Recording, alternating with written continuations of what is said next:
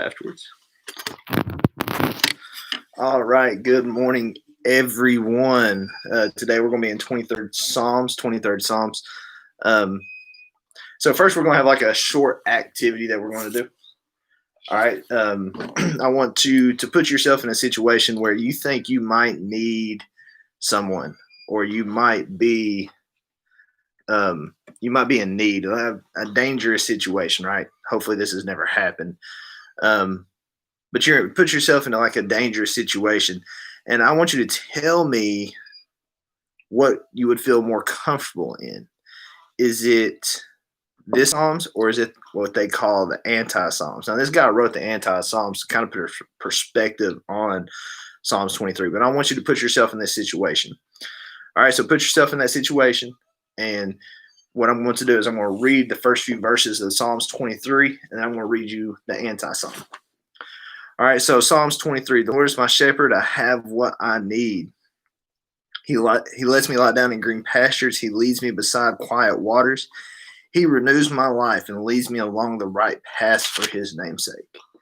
How comfortable does that make you feel? Does that make you excited knowing that someone's there? Or can you put yourself in this situation, back in that dangerous situation type? And this anti-Psalm 23. I am on my own. No one looks out for me. No one protects me. I experience a continuous sense of need, and nothing is quite right.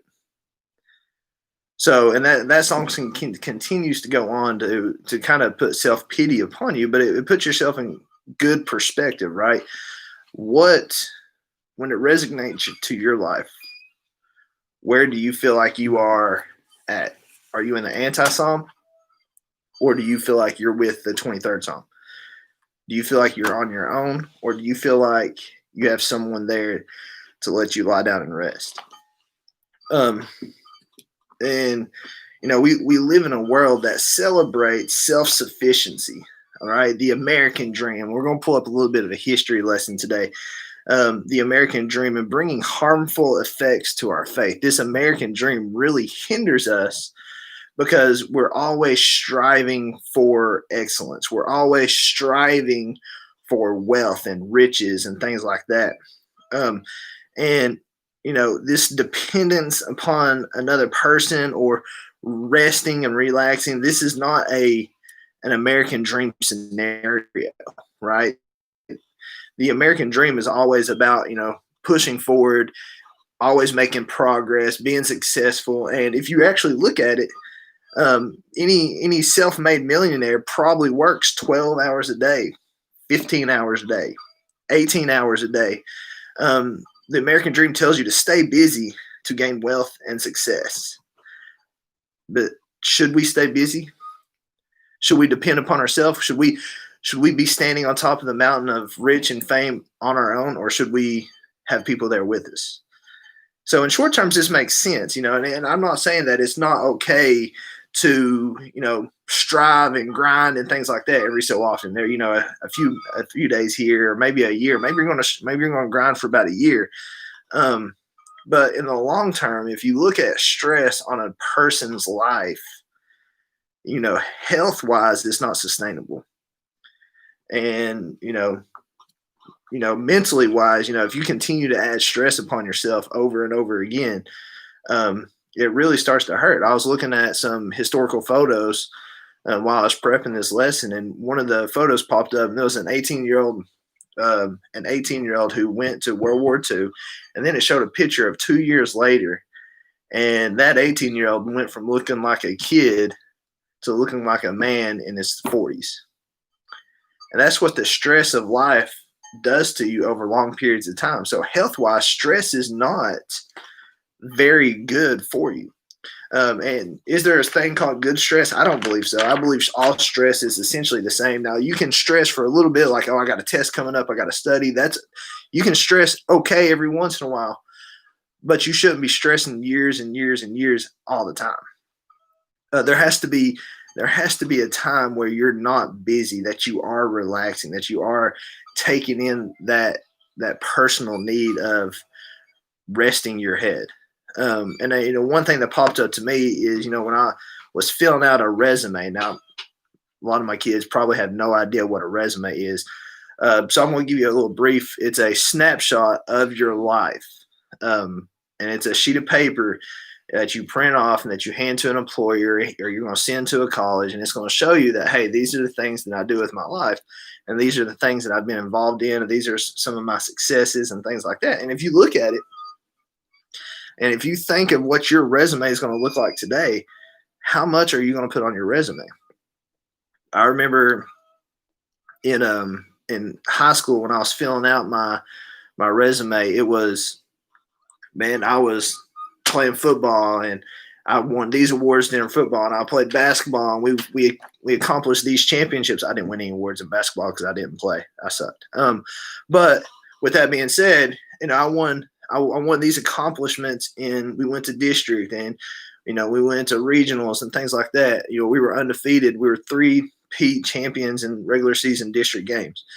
And you put those accomplishments on. Then you put some of your other stuff on there, like community service. I went and I helped paint a house, or I went and picked up sticks in my neighbor's yard, or I went to the church and did a car wash here, and essentially this resume tells you how busy you are in your life. And you can look at my resume now, and I can tell you essentially a snapshot of my week, and I'm a busy person. And there's very little time that I have that's not really designated to something somewhere. And if you think about it, how does this affect your life? How does this stress add on to your life? You have this depression. All right, maybe you're losing sleep. Maybe you're sacrificing sleep to get something accomplished. Maybe you've waited on this book report all summer and you missed church on Wednesday night because you're working on homework, Elijah. So you should probably put some priorities in your life to make sure that you're not stressing out right here at the end of the line. And that's what the first half of Psalms 23 is telling us. Psalms 23 is calling us to slow down, to take a breath, and to relax. So let's review who Psalms 23 was written by King David. Now, King David was a man after God's own heart, and yes, he wasn't a perfect man, and his path to kingship wasn't ideal, but his path to kingship, he was a shepherd. So he knew what a shepherd's purpose was in life, and he knew how a shepherd reacted, and he looks to God to be his shepherd. So, and as we look at that, this is what David points out, and I'm going to read the first 3 or 4 verses again. The Lord is my shepherd, I have what I need. He lies me down in green pastures. He leads me beside the still waters. He restores my soul, for he leads me down the path of righteousness for his name's sake. Though when I walk through the valley of the shadow of death, I will fear no evil, for thy Lord is with me. His rod and staff, they comfort me. So David, and let's look where David, at the beginning of his life, and at the beginning of his kingship, well, he wasn't a king yet, but this is when King Saul, his path was, he was banished from Saul's court. He went from defeating Goliath. He went from, being one of the most popular army leaders in the world.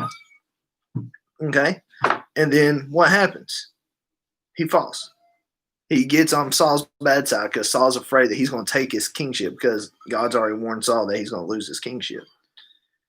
All right. Saul gave him a wife, and the purpose of giving him a wife was so they could spy on David.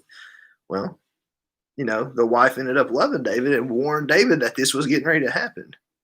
David was on the run for the first half, or the last half of his military career. He was hiding in caves. He had nowhere to lie his head. Him and his men were hungry, and they were living off the land. All right.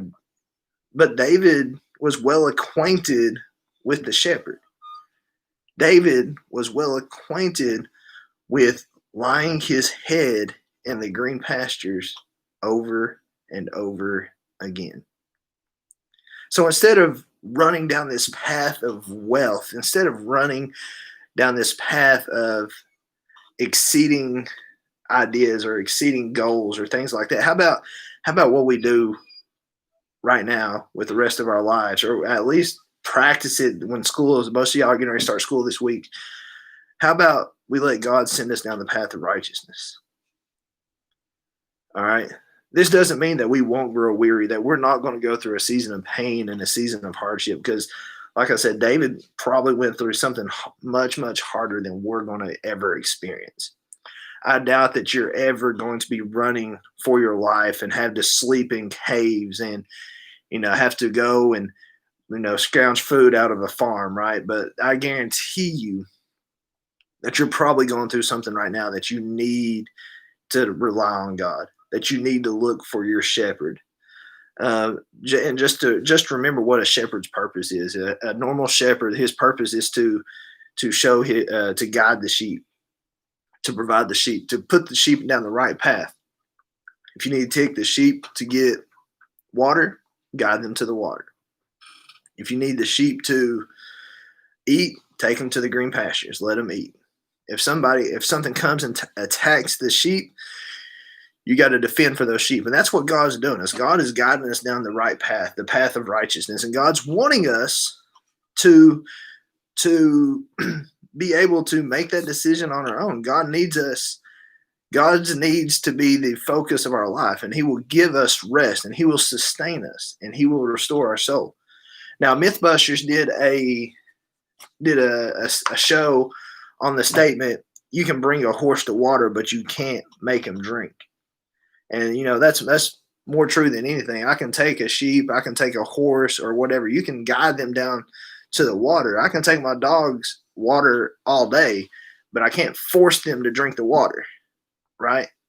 I have a 2-year-old that I really can't force to do anything. So, with that being said, you have to rely on God. God can take you to the green pastures. God can bring you to the still waters. God can provide you the wealth that you want, but he will not force that upon you. You have to make that decision on your own. If you want rest and relaxation, if you want to get rid of your problems, you have to trust that God's going to take care of your problems. And for you to be able to do that, and that, coming up in school, I'm telling you all right now, especially experience with Jeff and the whole coronavirus and being sent home because you're a close contact, right? You're going to have stress in your life. Oh, maybe I got it, maybe I don't, right? That's besides the point. If we can look towards God and we can focus our life on God, God will give us the rest and restoration that we need. But it's your choice to decide if you want to do that or not. So that's all I have today. I hope that it meant something to y'all like it did to me. And I pray that y'all have the opportunity to go and be able to do things like that and just be able to rely on God. As we close out, everyone has prayer requests. And if you have something that you want me to pray for specifically this week, just make sure you type it in the comment box. I have a few prayer requests myself. Uncle Isaac's sister passed away, so be with them and that family. Be with y'all starting school. Remember that this is going to be a stressful time, and just lead us and guide us, and just pray for guidance and pray for that green pasture that we're all looking for. All right. So as we pray, let's just keep all these unspoken requests in our minds. Lord, I just want to thank you for all the many blessings that you pour upon us, Lord. I thank you for just giving us time and opportunities to just grow in knowledge of you. And I pray that as we take these steps forward, that you give us opportunities to just relax. No matter how stressful life gets, I pray that we take the opportunity and we decide on this opportunity to lay our head in that green pasture and just listen to the still waters. That you're in control and you're our shepherd, and that you will guide us down the path of righteousness, Lord. And I pray that we take that opportunity to drop whatever deals and whatever issues we're going to and just rely on you. Lord, I thank you for all the many blessings you pour upon us. And I pray that you just continue to bless us and just lead us and guide us. In your heavenly name I pray. Amen. I will see y'all on Wednesday. And end. All right, here we go.